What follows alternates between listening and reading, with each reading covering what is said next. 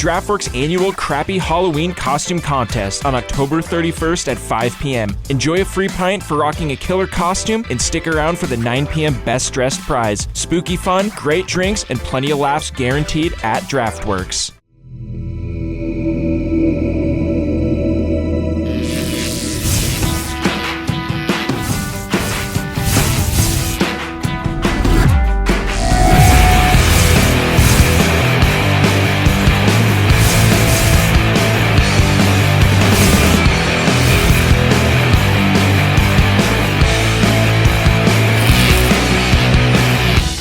Jewelry Design Center. We want to be your jeweler. These are breakdown, SkylineSportsMT.com. Brooks Nuanez, Colter Nuanez coming to you on this Friday. And I got to say, thanks to our good buddies at the Jewelry Design Center. We were just reviewing the new ads that they sent over. And man, if there wasn't a man that was made for the camera more than Brian Toon, I don't know. I just think that he is just the funniest guy on camera. And he's a former Griz, become a great friend of mine, a great friend of ours, and we just appreciate those guys. But that new Magic Box ad is just so good, man. It's so fun.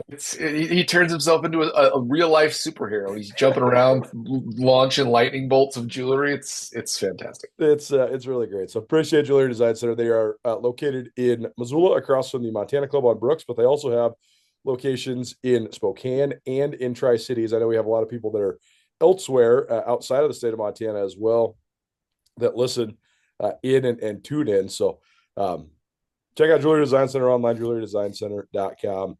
Jewelry Design Center, your jeweler for life. Kaz, I had an interesting thought the other day. Because we've been talking, we're always putting stuff in historical perspective. We were talking on the golf course the other day about the 2019 Bobcats and that defense that they had. Pretty good team. Pretty good defense. Yeah, it's pretty much like, we have good memories. We memorize all this stuff, but I don't know if I could tell you like man for man, like any team's starting 11 from the historic. I probably could try. I'd probably get pretty close.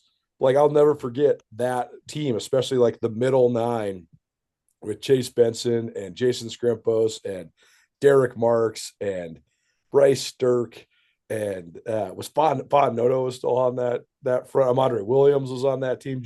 Josh Hill, Braden Cockle. We were talking about how stacked that team was, but also how impressive it was that they were so star-studded. Like they had like 8 guys that were like legitimate stars, including 3 dudes in Okada and Troy Anderson and Daniel Hardy that all went to the NFL. And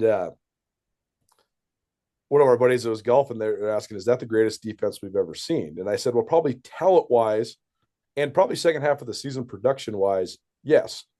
But obviously the thing that goes against that is that their season ended when they gave up 49 points in Fargo. And that was one of the great teams we've ever seen, period. The 2019 NDSU team that had Trey Lance and Christian Watson and oh, that's the best team. Yeah, I mean, that's the best team, right? I mean, they won Yes. 33 games in a row. I think it's like the second longest winning streak in the history of college football. So, I mean, in my lifetime, the only thing that would be comparable would be 2008, 2009 Griz, but yeah. And probably like the mid 2000s or mid 2010s Bison too, but that 16 team lost in the playoffs.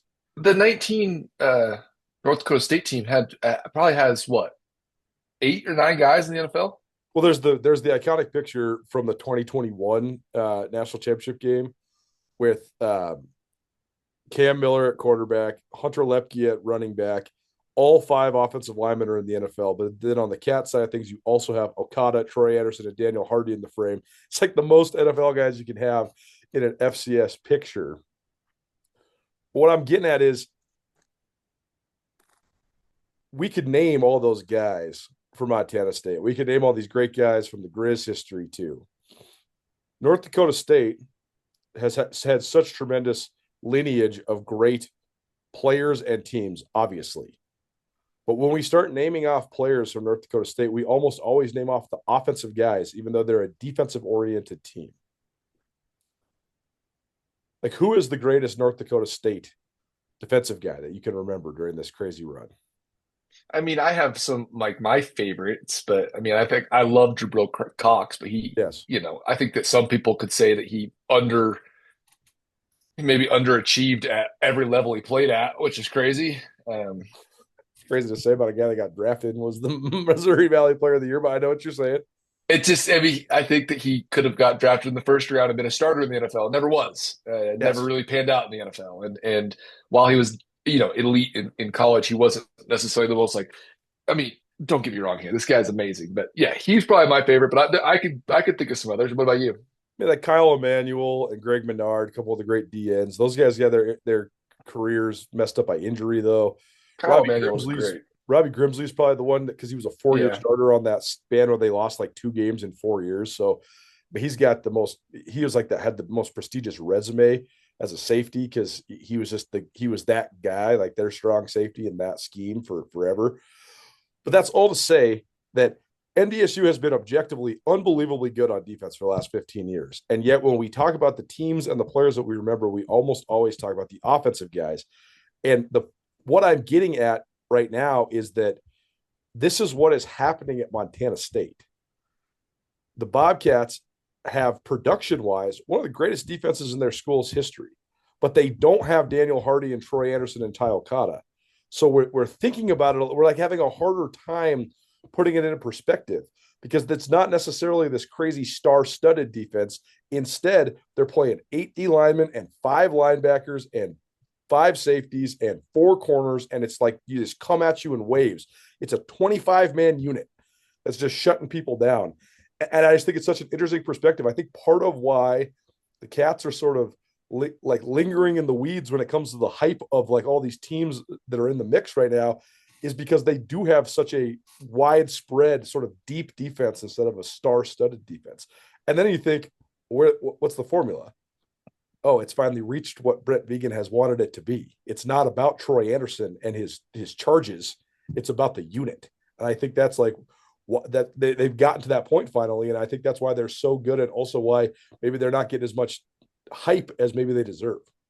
I think that's a really apt comparison with some of those North Dakota State teams, like you say, where you'd wonder someone would get a sack or a TFL, and you'd be like, "Who was that?" And you're like, "It had to be this guy." And then the guy stands up, you're like, "Who's 96?" I don't even. Hey, I don't do they have another guy? How do they have another guy? He looks like the guy before him, and the Cats have, especially defensively, gotten to that point, which I think at a lot of levels of football, you hope that you can build a unit like that, especially on the defensive side. But I think it really is a calling card, kind of a hallmark of FCS football in a lot of ways. Is some of the best teams really do have maybe 1 or 2 stars, but there's so much depth or continuity across the board. You see it with good FBS teams, but usually there's this NFL ties where someone gets elevated. Nowadays, someone's making more money. In the FCS, it really is more unit based. And you look at all the really, really good teams. We talk about Cats and Griz and the Dakota States and some of those historic teams. That's kind of been the nature of it. So we talk a lot, Colter, about how if Montana and Montana State want to beat North Dakota State, or they want to beat South Dakota State, of course, they beat both of them, right? They've all had their turns in the last 5-6 years, trading blows, right? I mean, I tell people, if the Griz need to beat North Dakota State, they're like, we beat them 2 years ago. I'm like, okay, I understand. I get it. But if you want to compete year in, year out in Frisco, in Nashville, wherever that championship game is held, you might not want to try to beat them at their own game. Trying to manipulate exactly what they do, especially offensively, could be really challenging. But I think that building depth like Montana State has is one of the first steps to being able to be really consistent, at least in the competing for it. Yeah, it's interesting because this weekend everybody got to see North Dakota State. Like obviously they've been playing all season long, but they were actually on like primetime TV. I guess everybody but you couldn't find it on the ESPN. No, I pay $395 a month to stream, and I don't have ESPNU. So whatever I'm missing, please fill me in. Yeah, somebody help this guy. How do you get the ESPNU? Anyways, I had it on the split screen that North Dakota State, South Dakota State, then Montana State, Cal Poly. And everybody's going crazy about how good North Dakota State looked. And they did. I mean, they ran South Dakota State off the field 38-7. But again, so much of it gravitated towards Cole Payton and how well he's playing right now. And the defense is lights out. But watching the defenses side by side, the defenses are pretty comparable, man. Like Montana State and North Dakota State are pretty comparable right now. And I think that's a great testament to the Cats and the strides that they've made. And so, I mean, so much of it's because that's the other part. We talk about like maybe no star power. Well, part of it's because Montana State's best player is their nose tackle, and so like he doesn't get a lot of shine, even though he's a captain and Paul Brott's wearing number 41 and all that. But it's just it's been cool to watch them evolve because they do have this headlining group of 4 seniors on the front, but they then also have had this next group of guys that have all come of age sort of simultaneously. Like Talon Marsh is playing well. Zach Black is playing well. I mean, Zach Cruz has got to be the best reserve in the country. You know, a guy that doesn't start, even though he's probably their best pure pass rusher off the edge.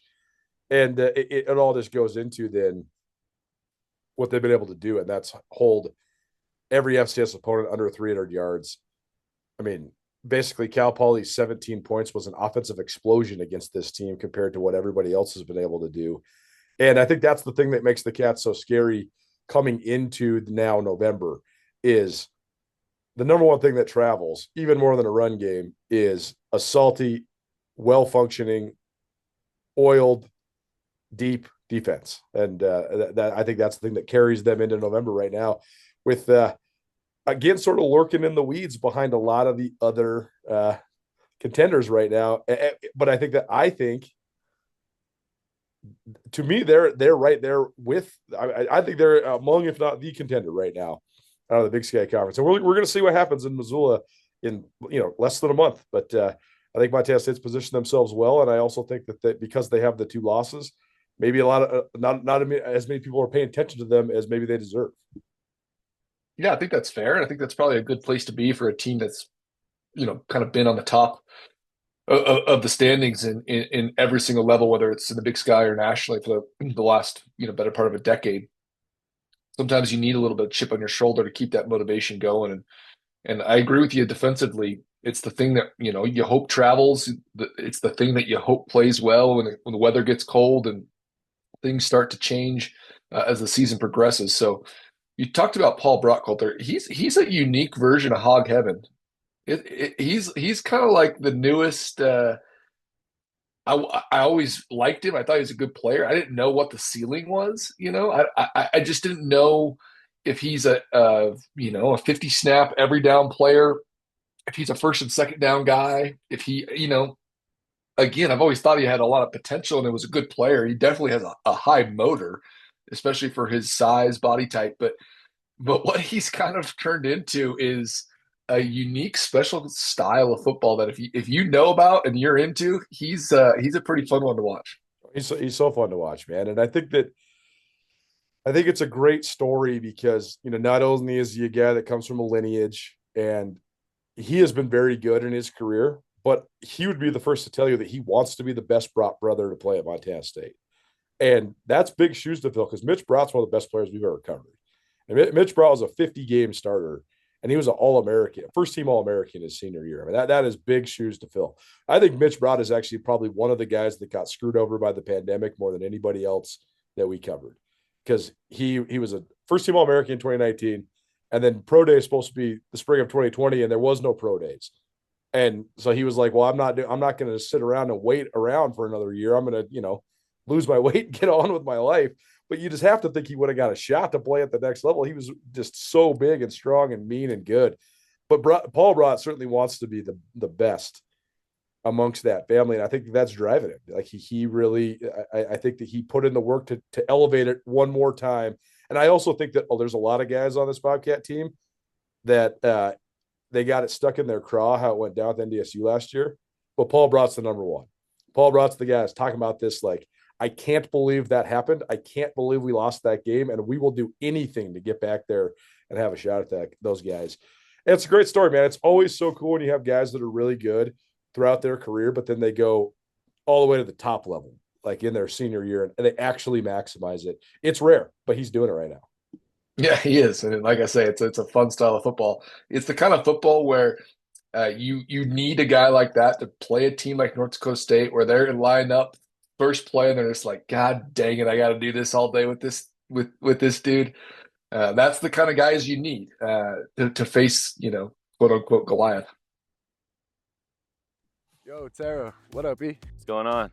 Man, those are some nice medals. Yeah, man, these are hard to come by. Yeah, well, I've got 2 of them. Well, that's nothing like going to March Madness, though. We did go to a national championship. Okay, guys, whatever. Let's just get on the Montana party bus and head over to Press Box for lunch. Yeah. Nuanez Now and Skyline Sports, covering Montana athletics and the Big Sky Conference better than anybody. The Montana Party Bus and the Press Box are also proud supporters of Montana athletes. Hey, cheers to you guys, man. Cheers to Montana. Cheers to chasing more championships. Being in this industry since I was in college, one of the things I think we take the most pride in is Aspen Sound's been such a presence in Missoula for almost 40 years. The cool parts about our job is people always ask us what do we do for a living. I sell fun, whether it's as simple as window tint all the way up to integrating a backup camera into a factory screen. I'm pretty excited about the options that we can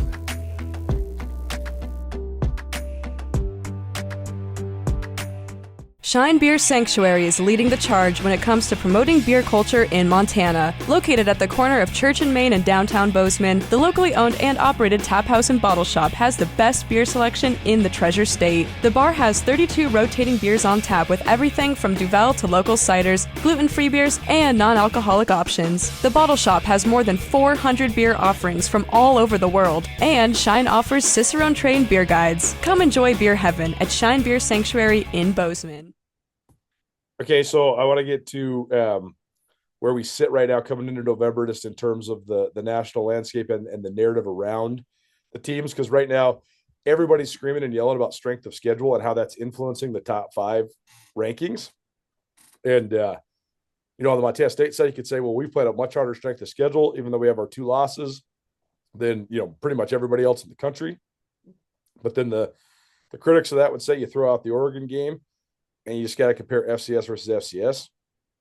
The Griz can say, well, we're undefeated, so we deserve to be number 3. Right? Well, that's how it was in the polls this week. It was NDSU 1, Tarleton State number 2, the Griz number 3, and then Montana State and South Dakota State were actually tied at number 4. I've never seen a tie in the poll, but there's a tie at number 4. And some people could say, well, what does this all matter? Like, why are we talking about this? It's going to all play itself out. But where you're positioned at going into these pivotal games, and then how that influences where you go after that, it is so important, because as we know, the four big dog teams are so almost unbeatable at home, and also they're all going to have a hard time going to each other's places and winning. So where you sit 1 through 4 and who has to play who where is very impactful. But I want to ask you, throw out the Oregon game for Montana State. Who has a better non-conference? I guess, how would you weigh who has a better FCS win between Montana State? Probably the Griz's best win is North Dakota. The Cats is probably Northern Arizona at this point. And then how do you weigh the Griz beating North Dakota and the Cats losing to South Dakota State? Like, just hash that out for me, just like in terms of where the strength of schedule should influence the 2 respective Montana teams within the scope of that top 5. Well, I mean, I don't take this for the wrong way, because don't hear what I'm not saying, right? But North Dakota lost to the Griz. The Griz didn't beat North Dakota. Sure. Yes, it was a good win for sure.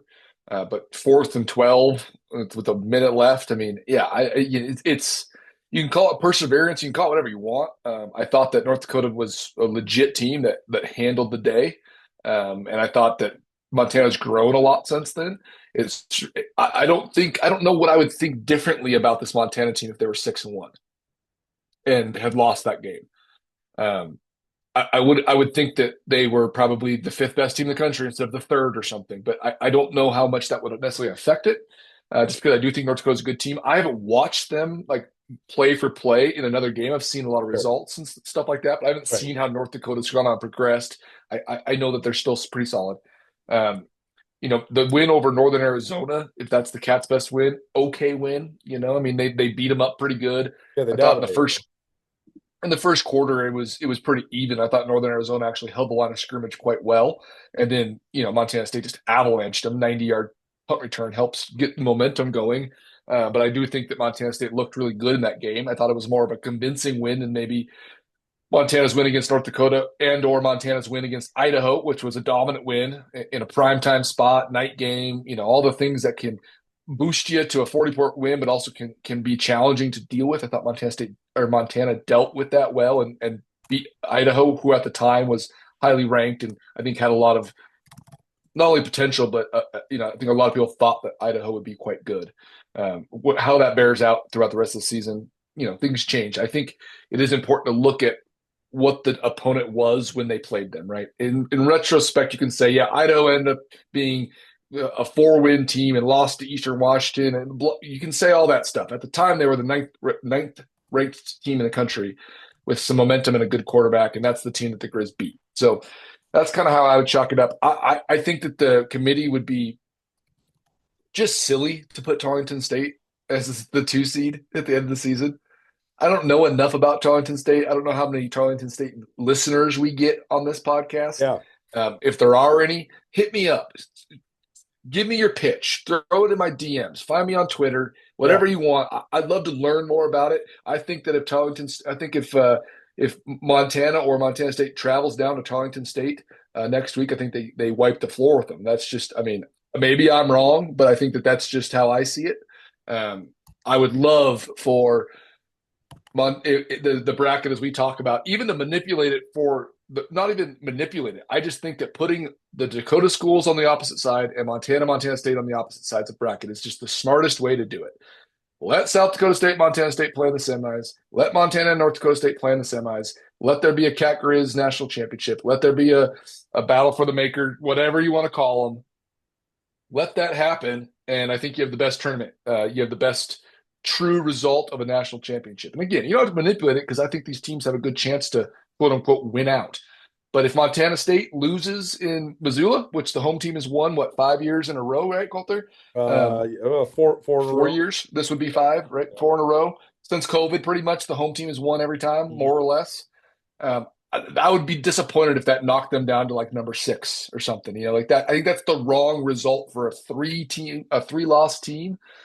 If the Griz were to lose that game, would that knock them down to number 5 or something? Again, I just don't see how that game could affect the standings as much as it may. So hopefully the bracket falls where it may. Just who does Tarleton State play? Let's look it up. I'd love to see who's remaining on their schedule. Well, they play Abilene Christian this week, and Abilene Christian was a second-round playoff team a year ago. They beat Northern Arizona 24-0 in the playoffs. So that's the last big test for Tarleton State. They have a real home. I loved Tarleton State, by the way. When I watched them in the playoffs last year, I was like, dude, this is a sweet team. It's just not the same level. Yeah, right. Totally. They're going to get to the same level pretty quick. But the thing is that all the rumors swirling around there is that they're going FBS as fast as they possibly can. They're in Stevensville, Texas, which is, relatively close to Dallas. They already have a 24,000 seat stadium, and they're doing another addition to it. They have a Montana State sort of vibe going on in terms of the interest in the program, but just in the heart of Texas. And then they're just going to be, by the time they actually get to the point where they could truly compete in the national playoffs, I think they'll just be out. I think they'll just be up, on the way up. So but isn't it unfair to say that they're on the same trajectory of teams that have 140 years of tradition? Sure. You can just accelerate so much faster. That's fine. But I don't even know the mascot, dude. It's like, it's good point. Absolutely. The Texans, Tarleton State Texans. Yeah, sounds historic. For me, it's the teams we're talking about, the D2, the South Dakota State teams that have all this heritage, all this legacy. The Montana schools have some of the most, deep roots in college football that you can find. So I think it's a little bit different, but it's not saying that Tarleton State isn't a good team or shouldn't be in the top 5. I just think that I don't know how they would just end up number 2 if they went out over a team if Montana goes undefeated. How are they not the 2 seed? Right, that's wild. But how are they going to jump Tarleton State? I think that I think the committee will just.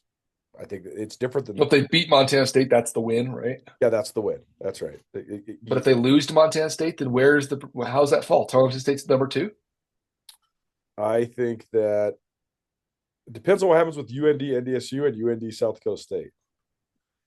Because if Chase Mason's out, South Dakota State can lose again, and then they're out of the picture. So then I think they'll be the 7th seed or whatever. So then I think like the winner of the rivalry game will get the 2 and the loser will get the 4. Okay. But then it also could get muddled if UC Davis goes to Bozeman and wins. Interesting. I mean, there is a scenario. I don't good. think this is going to happen, but there is a scenario in which the Cats lose their last 2 games of the regular season. They don't get a seed at all. Yep. I don't think anybody's coming to Bozeman and winning. I mean, only South Dakota State has come to Bozeman and won in the last 6 years during the regular season. So, right.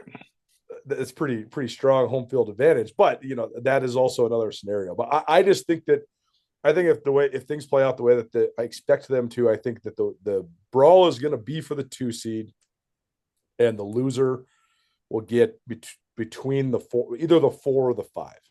So you're saying Montana State wins in Missoula. They jump undefeated number 2 Tarleton State with 2 losses. I think so, because they have I would hope so. They have the second hardest strength of schedule in the country, and also the reason you play FBSs is the committee counts the win and they don't count the loss. Like they weigh you based on your FCS record, but then if you beat the FBS team, it counts as an extra win. But then if you lose it, they just analyze your FCS record. So the Cats are 10-1, and I do think a 10-1 Montana State team would be ahead of a 12-0 Tarleton State team. I agree. Tarleton State does have a win over Army, which is an FBS win. Even though Army's not good, that still is going to hold weight with the committee as well. It will for sure. And I'm not trying to hate on Tarleton State here. I just don't really understand how they got to the 2 seed. Just doesn't make like a ton of sense to me. Yeah, I mean preseason hype. Montana's sitting 7-0 and killing teams right now, and I think they have just as much preseason hype as anybody. And I mean, right. Yeah, right. If you see as on the committee, you're like, oh wow, the Griz are undefeated and they're rolling. Tarleton State's better. It's like this just doesn't make a ton of sense to me. Yeah. Life can change in an instant. If you've been hurt in an accident, suffered from medical negligence, or are facing criminal charges, you don't have to face it alone. At Ryan Miller & Coburn, we're here to listen and fight for you. We're your neighbors, traveling across Montana to stand by your side as your link to justice. Real people, real help, right here in Montana. Ryan Miller & Coburn, your Montana attorneys. Thanks so much for listening to the Big Sky Breakdown podcast series and for tuning into our Skyline Sports YouTube channel. If you haven't already subscribed, please subscribe to both the podcast and all your various podcast hosting networks and to the YouTube channel as well. Thanks to our great partners, including Ryan Miller & Coburn Law. Ryan Miller & Coburn are ace attorneys, each with different expertise. Paul Ryan, the master when it comes to DUIs. Angie Miller, excellent in medical malpractice. Abigail Coburn, federal drug charges. She's the one you want defending you. They can help in any and all sorts of criminal defense cases. They have a live answering service that's available 24 hours a day, 406-542-2233. You can also visit rmcattorneys.com. Ryan and Miller and Coburn, your Montana attorneys. Let's hear from RMC right now. How about just your connections to Missoula? What's kept you here for, most of your life, right? Yeah, no, I love Missoula. I went to grade school, middle school, and high school here, and ultimately graduated from the University of Montana. My family's here, so many of my friends, people that I see. It's such a great feeling. I think people that know Missoula, whether you grew up here or whether you've moved here, they understand this is such a magical place. The people are so friendly. It's a safe place. I got to raise my daughter here, and just see the development of Missoula and its growth, which is great. But it's still small town to me. And I know, the places that I go, if I want to go get taco treat, I've been getting taco treat for probably 40 years, and that's where I want to go.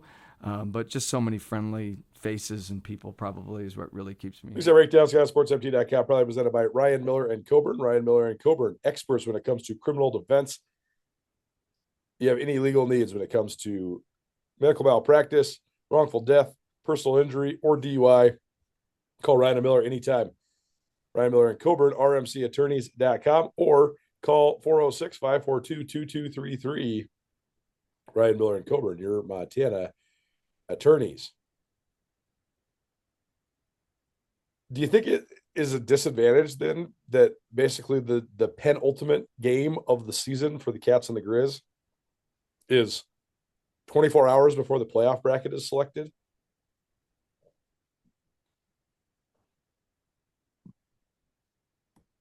Are you asking if I think that that's a good thing or I just think I mean the game itself is a great thing, and the fact that it's the end of the year makes it like a national, a statewide holiday. Basically, it's like Christmas and Thanksgiving all rolled up into one for Montanans, and it's a Super Bowl atmosphere and all that stuff. But it's so much different than that. It's so much bigger than that. It is for sure. It just sucks because one of the teams is going to lose, and it's going to drop them in the seedings. Yes. Like there is a scenario someday in which the Cats and the Griz play as the number 1 and number 2 teams in the country, and they are the 2 best teams in the country, and one of the teams loses, and then they get like the 6th seed because they just lost. And that's stupid. So I don't know. Yeah. No, I think that if you're the 1 and 2 team and you lose to the number 2 team in the country, you don't drop that far. You drop 2 spots maybe. Sure. I think that people understand the weight of it. I think having your rivalry game or a rivalry game, like the South Dakota State, North Dakota State did in week 6 or whatever, is not the right move. I do think that for the pageantry of college football, which I'm not like a fan of, I like the pageantry of tradition and things, but when people say the pageantry of college football, it's like, yeah, for sure, all that's great.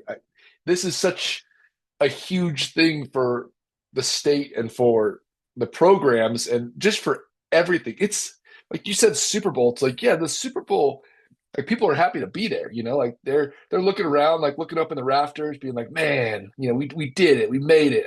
I hope we play well. Like this is a whole different thing. This is for all the marbles in a million different ways. And I mean, I like where it's at. I think it should be the last game of the year. I think that no one should change something that is, I can't imagine feeling a bigger feeling than what I feel standing on the field during Cat Griz. I mean, totally. It's the most overwhelming experience a human can have if you've been doing what you and I do. Yep. And have, been around this our entire lives and participated in it. And there's nothing like it. So I wouldn't touch it. I don't think it should matter how it affects the standings, because I think that if you play well, the only way that it really sucks is if a team gets killed. Right. If you're in the top 5 and you lose by 30, you're going to have a hard time going to the Natty. You're going to have a hard time bouncing back. We got to figure out a way to make that stop happening. I know we have no influence over this. It sucks. It's my least favorite. As we always say, it is awesome to see a team perform at the height of their powers. It is also equally as terrible to watch a team melt down. And we've seen both sides of the rivalry melt. When the visitors have melted at the other teams. Oh my God. We were talking about Samari Torre recently with the first play fumble. Was that 2019? Oh my God. Allen smacks Samari Torre and Torre fumbles, and then Kevin Cassis scores 2 plays later, and he does the "Are you not entertained?" and the stadium was shaking in Bozeman.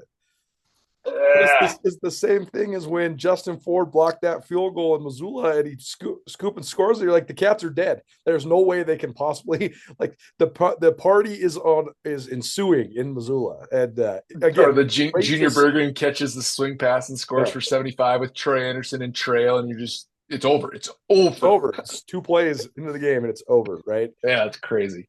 Yeah, so hopefully it's a little bit better. I think it has to be. Well, it's definitely going to, because I think that this year is different. Yeah.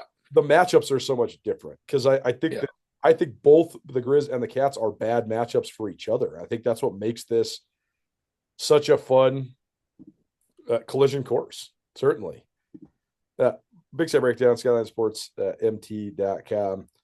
Okay. So then what about just navigating the waters these next couple weeks though?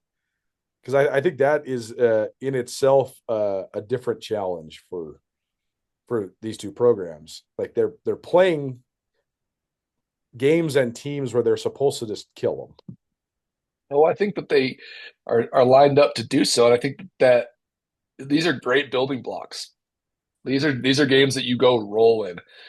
And maybe you get a chance. Don't you think that's why Vigen was mad last week? Yeah, because his team was rolling and then they let the foot off the gas and they still won by 17 points. And, I was saying this with Mike Ryder. We've been around the Bobcats for forever, and forever there was always the, oh man, it's hard to win down there. It's, oh man, we got a good team, but we hardly ever win in Ogden. Oh man, we got a good team, but it's really hard to win in Flagstaff. Vigen doesn't put up with any of that bullshit. It's straight up like, we're the better team. We're going to go down there and we're going to pound you. And if we don't, I am going to be mad about it. And that's kind of how it went down last week. And he said it in the post game. He's like, man, 3-score win on the road, but we got to deliver the knockout punch. Like we needed to, when we're up 27-3, we got to end it. It needs to then be 35-3 so we can get back on the plane and get the hell out of here. Yeah, totally. And I think that's the focus this week for both teams, is that you got to roll. I mean, and it's not like maybe get some of the young guys in to play, but you can get a variety of guys rolling. If you're up big in the second half, you can get some other guys some touches. And I think continue to build that depth piece. But yeah, these are games where you roll, man. How wild is it that Weber State has reached this point of like almost irrelevancy that like it was hard to even remember that they won in Missoula last year? Wow. Yeah, they did. Right? Nobody even asked that at the press conference, because I think we all had just been like, that. It was such an anomaly.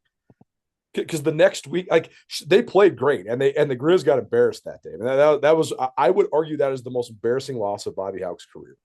I mean, man, what a miss by the media corps, though, not asking Bobby about a game last year. He would have spoke eloquently about it.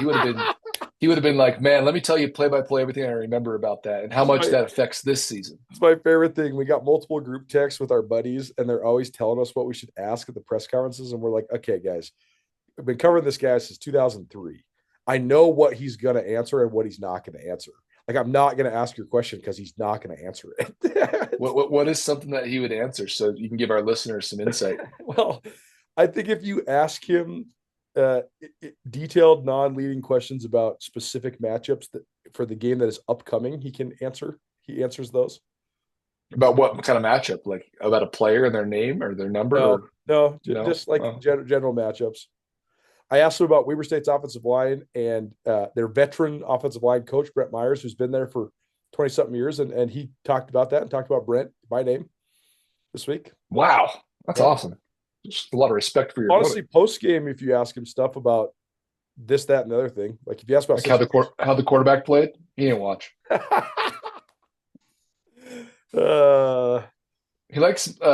doesn't like momentum questions anymore either, which is unfortunate. Right. Do you think that this play carried momentum for the rest of the game? I don't know. It's just one play, Yeah.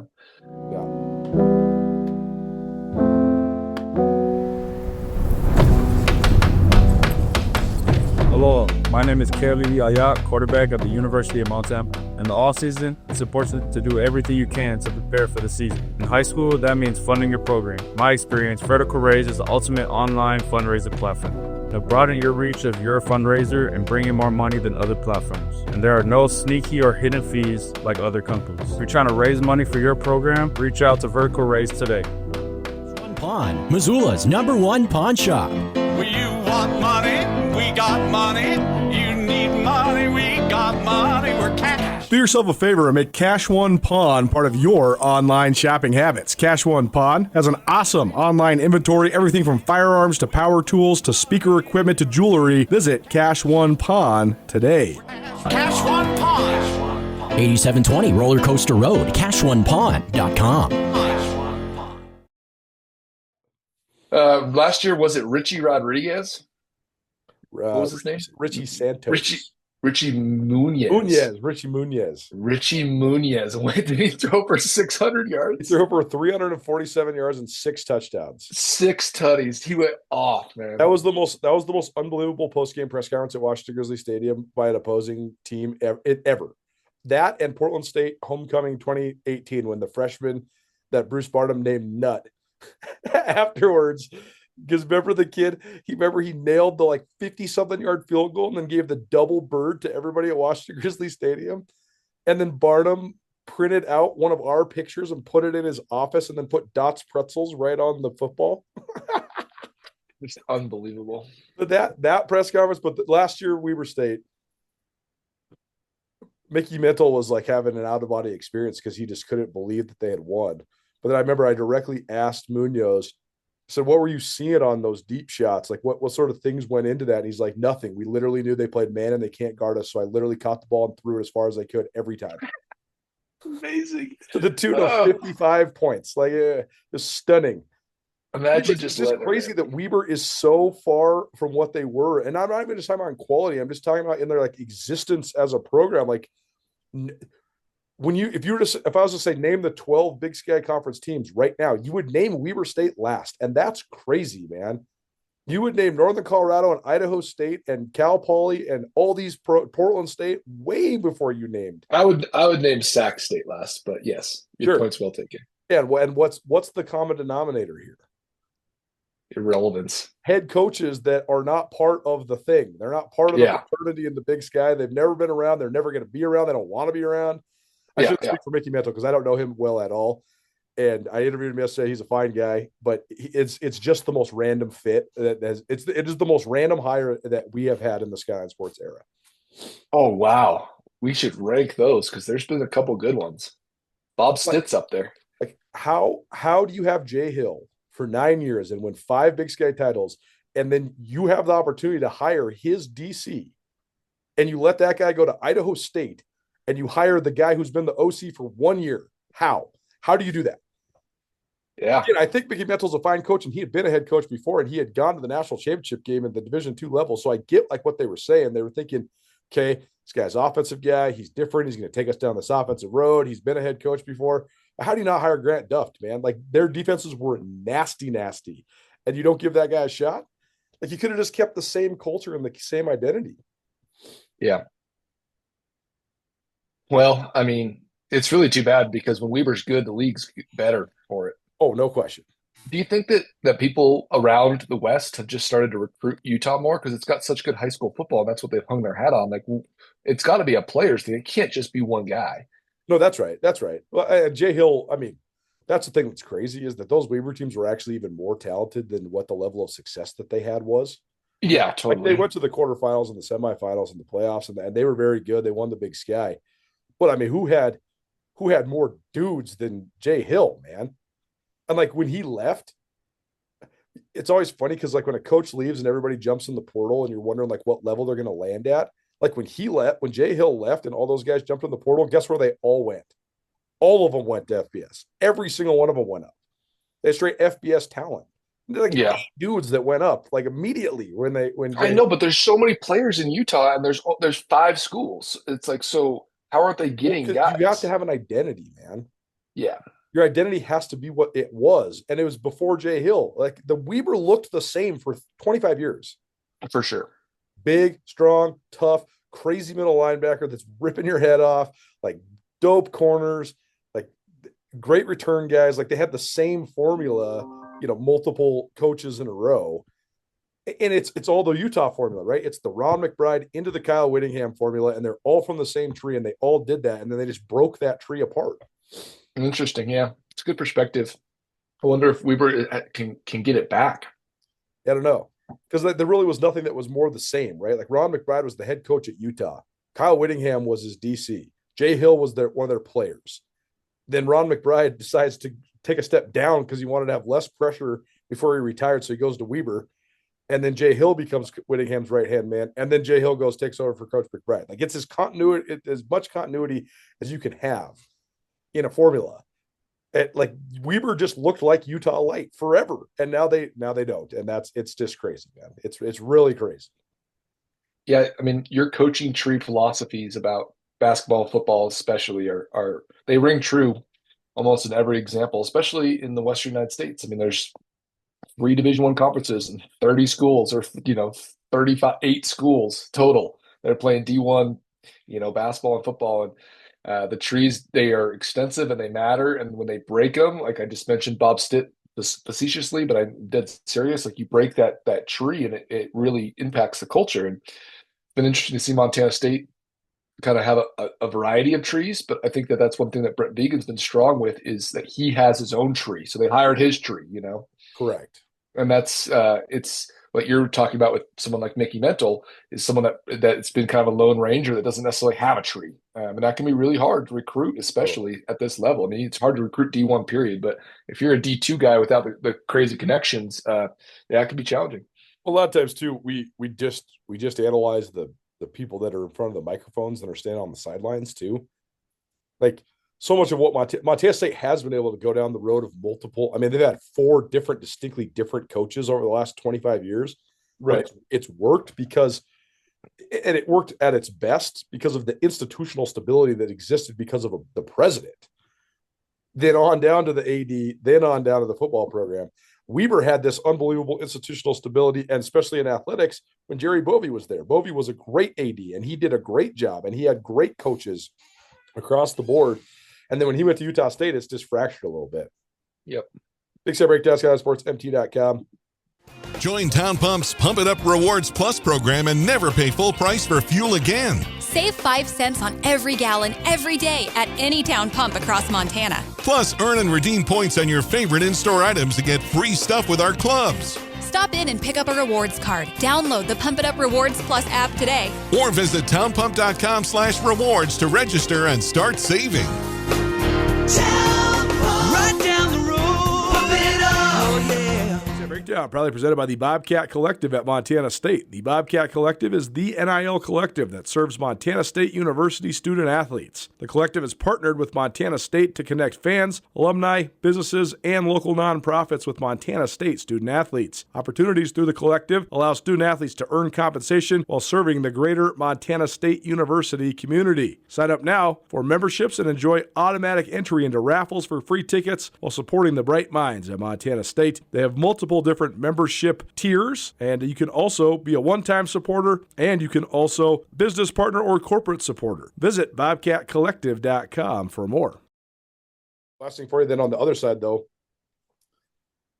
Montana State's certainly much more talented than Northern Colorado, but they'll have their hands full because I still think that Ed Lamb is one of the best coaches in the conference.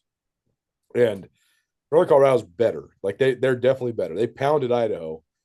Idaho's down, some guys. Josh Wood was out, the quarterback, but still they dropped 49 on Idaho, and they gashed them in the pass game. And North Colorado's been in every game. They lost by 5 points to Sac. They lost by, I think, 10 points to UC Davis. Lost by a touchdown to Idaho State. They lost on a busted, overturned replay to Colorado State. They lost in overtime to South Dakota. I mean, they've been knocking on the door. So I think Montana State's got to be ready to roll in Greeley on Saturday. Yeah, well, absolutely. I mean, I love that Northern Colorado's improved. And, a big chunk of that's just because of my respect for Ed Lamb. Yeah. And I think Ed Lamb's an absolute beast. But again, another school that you should be able to get guys, I mean, sure, maybe not the same tradition, but you can get guys into school. You have sunny weather. You got things going on there, at least enough to be flirting with 500 at times. Yeah. They've had good quarterback play throughout the years. They've had explosive guys. They've had some NFL guys in the last, 8 or 10 years. And it's like, I think they got another one, man. I think Carver Cheeks is league. I think totally. I think he's going to be a guy that gets a shot at least. Yeah, for sure. So, I mean, that all being said, it's good that there's not, crazy bottom dwellers right now in the league. I mean, you could talk about some teams that are struggling but like Northern Colorado at times in the last 5 years has been, a team that cannot get a win. And I think that at this point in their program, they can, and they've proven that. And I think Montana State should at least get a little bit of a tough test in the first quarter, but I think Montana State should roll and put pedal to the metal. I mean, these are the kind of games, again, when you're in sunny Greeley, I don't know what the weather will be like as far as the temperature goes. Yeah, sure, you're in high elevation Colorado, but they get sun down there in the Denver metro, and you get a nice warm, quote unquote warm game in November against a team you should beat. You should soak that up and roll. Yeah, no doubt. Yeah, I just so enjoyed talking to Ed Lamb this week. He's is there a better guy in the league? Man, I don't think so. His perspective is just so crazy too, right? Like it's just so on point. He's like, he told me, he's like, I consistently tell our guys that you're at Northern Colorado because this is the best opportunity you have. But he said, I'm at Northern Colorado too because this is the best opportunity that I have. And like, what a great coaching tactic, right? And I mean, they play really hard, and he's fixed the lines. Like, they used to just be so bad on the offensive line. Like, they've always had talent at the offensive skill, but they couldn't. I mean, they would just give up sack after sack after sack. Yeah, totally. And now they're not like great or elite, but they're fine. Like, they're functional up front. And it's going to be interesting. Montana State's going to have to get it going because it's a weird place to play. You know, the locker room's half an hour away from the field. You know, you're putting your pants on in the middle of the basketball arena because they don't even really have like a visitor's place for you to sit down and put your pads on. And it's a weird spot. So I just think Montana State's going to have to bring it. But I think after last week, I think Brent Vigen is going to be very adamant about them bringing it too. So I expect both these games for both the Montana schools to be turning point, ignition point games. Like, all right, it's November. Let's crank it, and let's see how hot we can get going into the pending showdown in November 22nd. I sure agree. And do you want to share the epic Ed Lamb quote, one of the best quotes I've heard in so long? Yeah. Do you want me to say it? Yeah, tell me, because I texted it to you guys. Talent can have a bad day. Toughness never does. That's great. So good. It's so good. It's so good, man. Yeah. Yeah. All I got to say, right of the wall. All I got to say is that everybody in the league should be very, very worried if Ed Lamb, if the chips fell. There's all these different scenarios, but if the chips fell where the timing was right and Ed Lamb ended up at Idaho, I'd be really scared if I was everybody else in the league. Because Ed Lamb has been at Idaho before. That's a place he's familiar with. He's an assistant there back in the day. Good luck if he ends up at a place like that. Especially with Choate as his DC. It'd be scary. Or vice versa. Either one works. Okay, last one. What would Choate do if his president was Dr. Luke Wood talking all this mess? He would fight him. He would break his door down and go scream relentlessly. No, he would have him by the collar. he would touch him. He would physically have his yes. He would. And he would talk about it in the media in the funniest ways. He'd put him on blast, dude. Oh, he'd put him on blast. Yeah. Choater's not scared. He's not backing down. I know we were having fun. I was just cracking up thinking about this. I can't remember who said it, but one of our analysts, I asked him about Bobby Houck. What would he do? And he said Bobby would probably just walk into the president's office and just stare at him. Just say, "Are you kidding me? Yeah, right. Are you kidding me?" Like he wouldn't even have to explain what he was implying. He just, "Are you kidding me?" That was a pretty funny one. We were also thinking about what Kramer would do. That would be an all-time lecture, I think, from the historian, the big human. Yeah, he would be great in the media about it too, because he would definitely address it.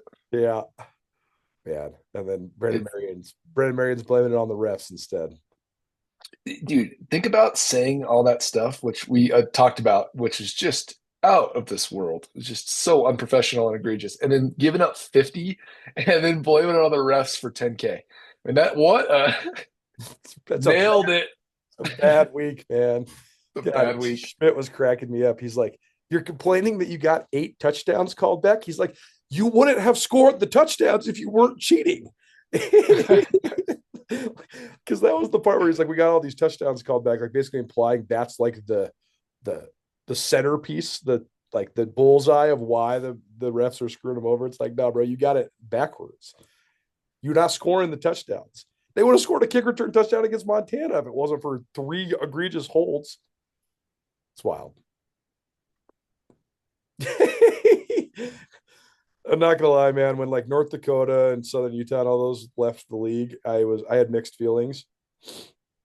Bye, Sack. Yeah, good on Sack. See you later, man.